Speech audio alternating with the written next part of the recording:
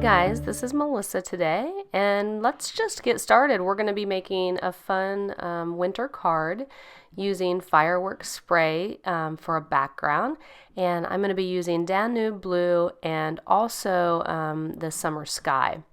So we're actually going to be doing a watercolor technique with these, so I'm using a watercolor paper. This is the Arche's cold press watercolor paper. And basically I'm taking a wet paintbrush and simply brushing on the color, kind of holding the paper at a little bit of an angle, so I have a wet front at the bottom. You can see that wet front I'm trying to maintain. And I'm simply brushing down kind of in a back and forth motion all the way down the paper. And when you see my paintbrush go off camera, what I'm doing is adding some water to my paintbrush.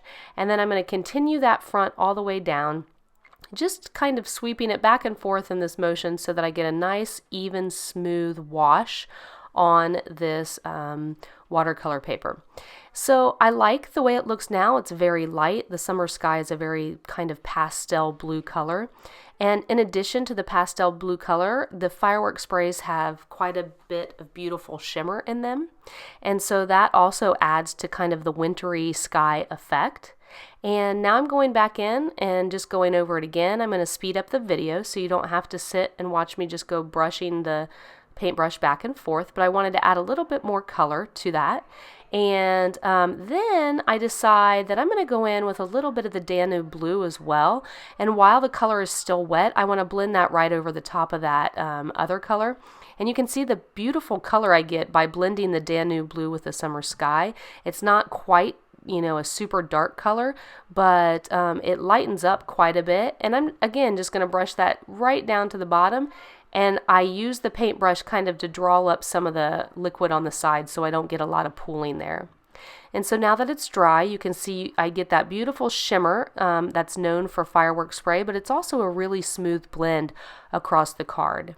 Now I've cut out some hills and added some sheer shimmer spray and sparkle to those.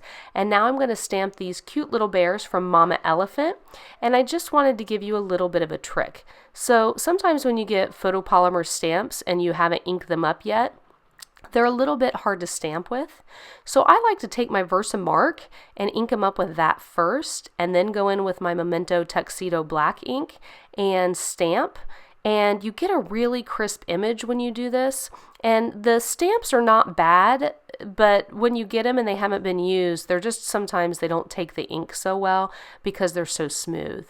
So adding the Versamark ink first and then adding the Memento Tuxedo black over top really gives me a nice clean impression, and you'll see here, it's perfect. And I color that off screen.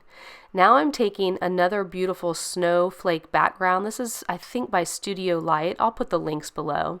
And I'm stamping that right on top of my watercolor paper with the Versamark ink.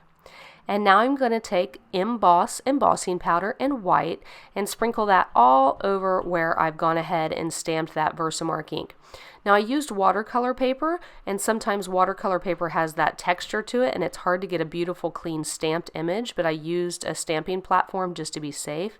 And you can see I actually get a very nice, beautiful stamp from this. I love this stamp set. And with the white emboss from Imagine, I get very delicate looking snowflakes.